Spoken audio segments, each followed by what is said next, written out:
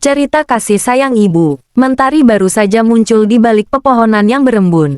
Udara pagi terasa lembut, seperti usapan halus di pipi. Dari rumah kecil di pinggir kampung, terdengar suara seorang wanita memanggil lembut. Lebih besar dari, Alia. Bangun sayang, nanti telat ke sekolah. Suara itu milik Ibu Sari, seorang perempuan berusia 40 tahun yang setiap hari bekerja sebagai penjual sayur di pasar. Wajahnya mulai menua, namun senyumnya tak pernah pudar. Ia bangga bisa menyekolahkan satu-satunya anaknya, Alia, meski dengan penghasilan yang pas-pasan. Alia menggeliat di tempat tidurnya. Iya, Bu, bentar lagi. Jawabnya setengah mengantuk.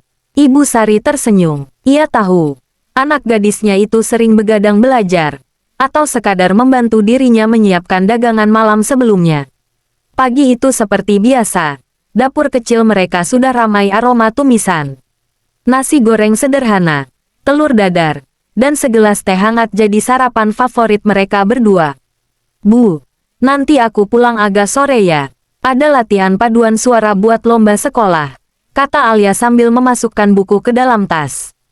Boleh, tapi jangan lupa makan siang. Ibu bawain bekal. Ya, Alia tersenyum dan memeluk ibunya dari belakang. Lebih besar dari, ibu tuh, selalu mikirin aku.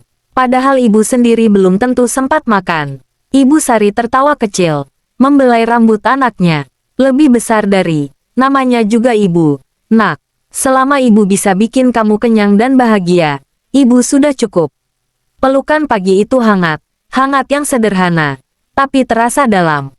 Alia tak pernah tahu betapa pelukan itu kelak akan menjadi hal yang paling dirindukannya. Hari-hari berlalu cepat. Alia semakin sibuk dengan kegiatan sekolah. Ia duduk di kelas 3 SMA, jurusan IPS, dan bercita-cita kuliah di universitas negeri. Tapi ia tahu, biaya kuliah tidak murah. Sementara itu, Ibu Sari setiap hari berangkat ke pasar pukul 4 pagi, pulang menjelang siang.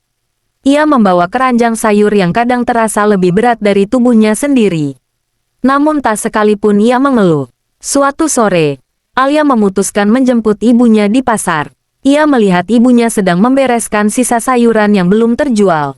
Lebih besar dari, Bu, capek banget ya? Tanya Alia sambil membantu. Lebih besar dari, namanya juga kerja.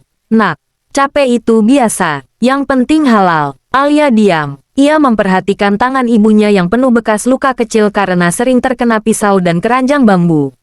Lebih besar dari, Bu. Nanti kalau aku udah kerja, ibu gak usah jualan lagi ya. Aku janji bakal bahagiain ibu.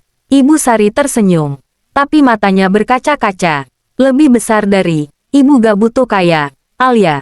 Ibu cuma pengen kamu jadi orang baik dan mandiri. Itu aja. Mereka berjalan pulang bersama di bawah langit jingga sore, membawa sisa sayuran dan impian yang sederhana. Hidup lebih baik, tanpa kehilangan kasih di antara mereka. Malam itu hujan deras. Alia baru pulang dari latihan paduan suara.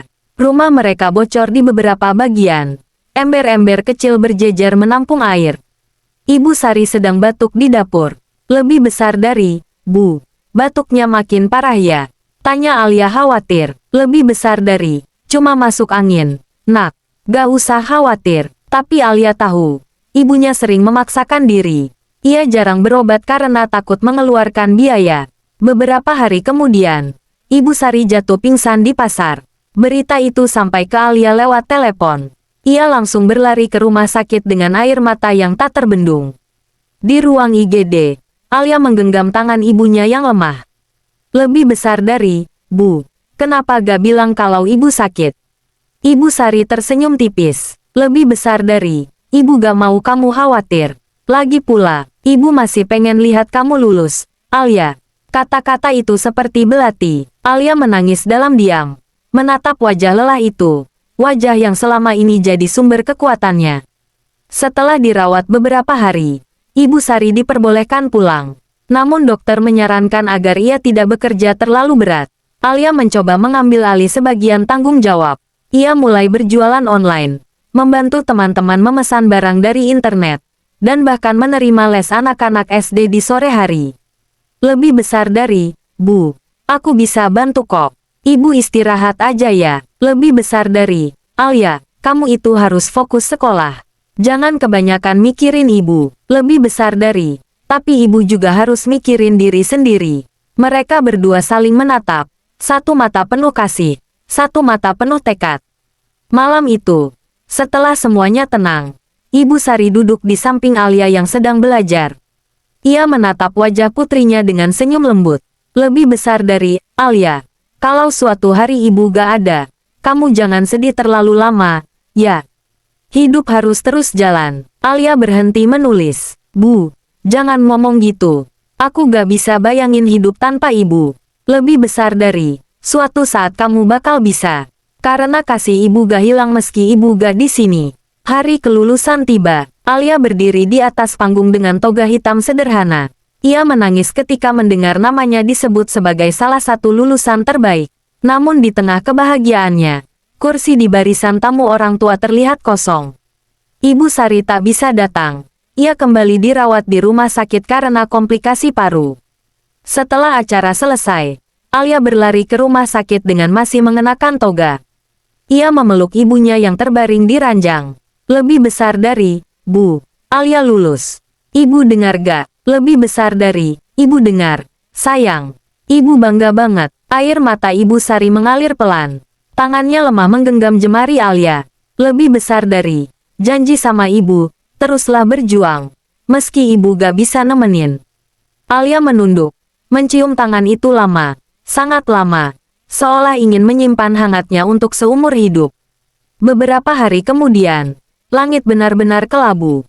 Ibu Sari pergi dalam tidur, dengan senyum damai di wajahnya. Setahun berlalu, Alia kini kuliah sambil bekerja paruh waktu.